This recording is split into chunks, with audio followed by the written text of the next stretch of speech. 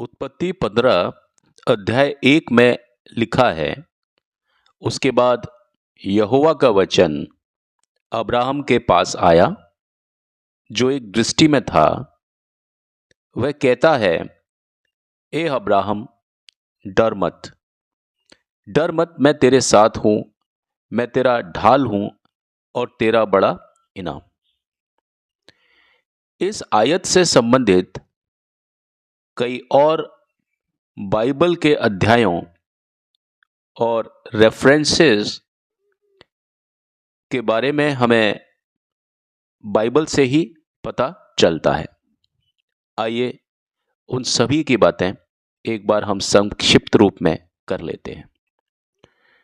तो उत्पत्ति 12 में आयत 1 से लेकर आयत 3 तक भी कुछ इसी भाव को बताया गया है। यहां पर यहोवा ने अब्राहम को यह कहकर बुलाया कि वह अपने देश, अपनी जाति और अपने पिता के घर को छोड़कर चला जाए। इस वचन का रेफरेंस ठीक उत्पत्ति 15 के अध्याय 1 यानी आयत 1 में अब्राहम को दिए गए आश्वासन से संबंधित है। ठीक उसी तरह उत्पत्ति 17 में आयत 1 और आयत 2 की अगर हम बात करते हैं तो यहां पर यहोवा ने अब्राहम से कहा कि वह अपने आप को सिद्ध करे और वह उसके वचन को स्थापित करेगा। यहां भी यही बात सिद्ध होती है कि प्रभु अब्राहम के साथ हैं और उसे आश्वासन देने का आश्वासन दे रहे हैं। अगर हम बात करते हैं निर्गमन 14 में आयत 14 की, तो यहां पर भी मूसा ने कहा था, यहोवा तुम्हारे लिए लड़ाई करेगा और तुम चुप रहोगे।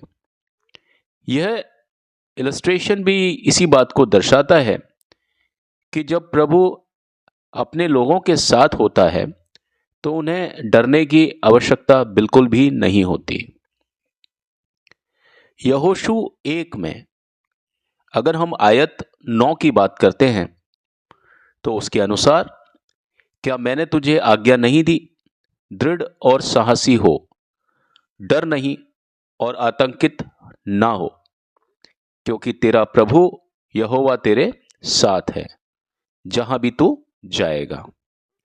तो यह आयत भी उत्पत्ति 15 में आयत 1 के समान ही इस बात का समर्थन करती है, जिसमें प्रभु का विश्वास और साहस का संकेत दिया गया है।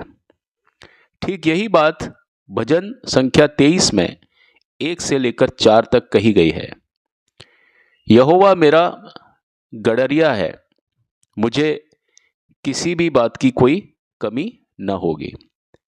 यह भजन भी हमारे यहाँ हमको दिखाता है कि जब भगवान हमारे साथ होते हैं तो हमें किसी भी चीज की कमी नहीं होती।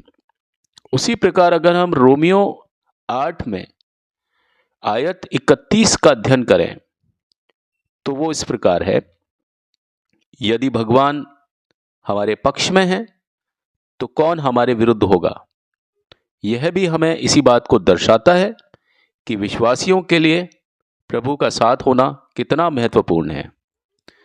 अगर हम इसके आगे कुछ और रेफरेंसेस, एग्जाम्पल्स की बात करते हैं जो कि उत्पत्ति 15 आयत 1 से संबंधित है, तो इस प्रकार है।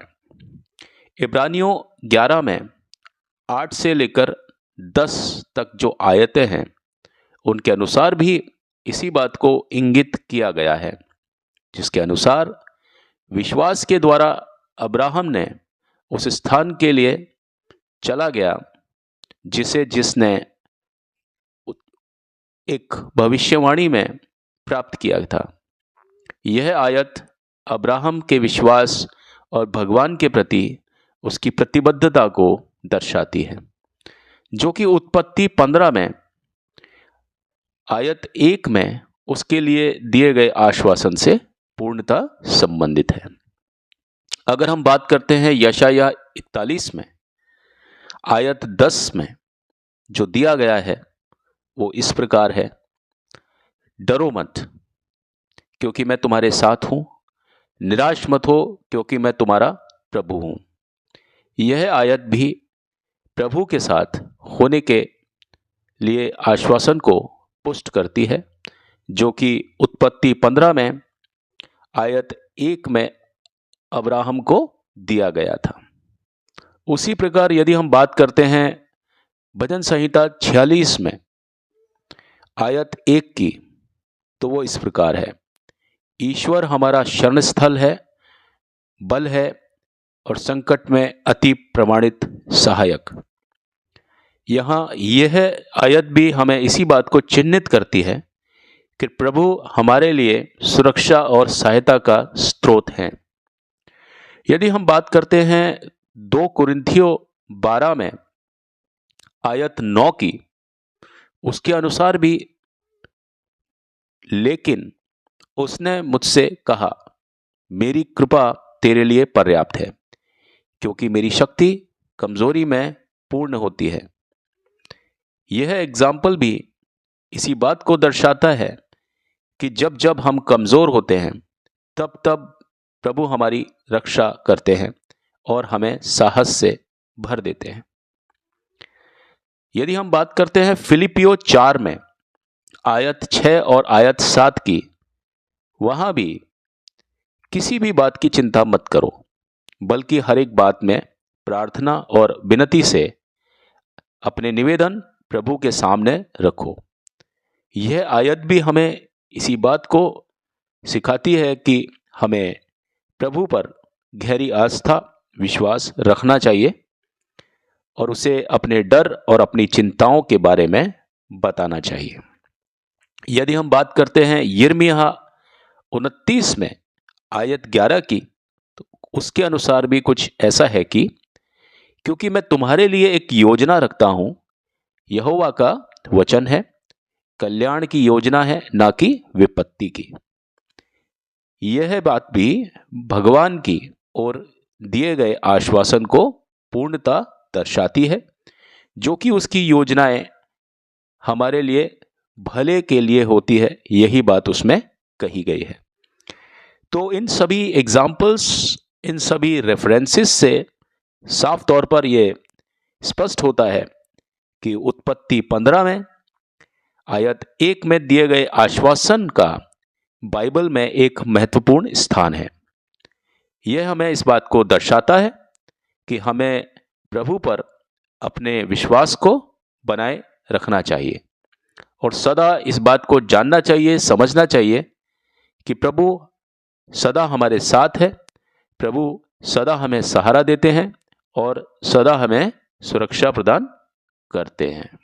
इन वचनों के जरिए परमेश्वर आपको बहुतायत से आशीष दें। आमीन।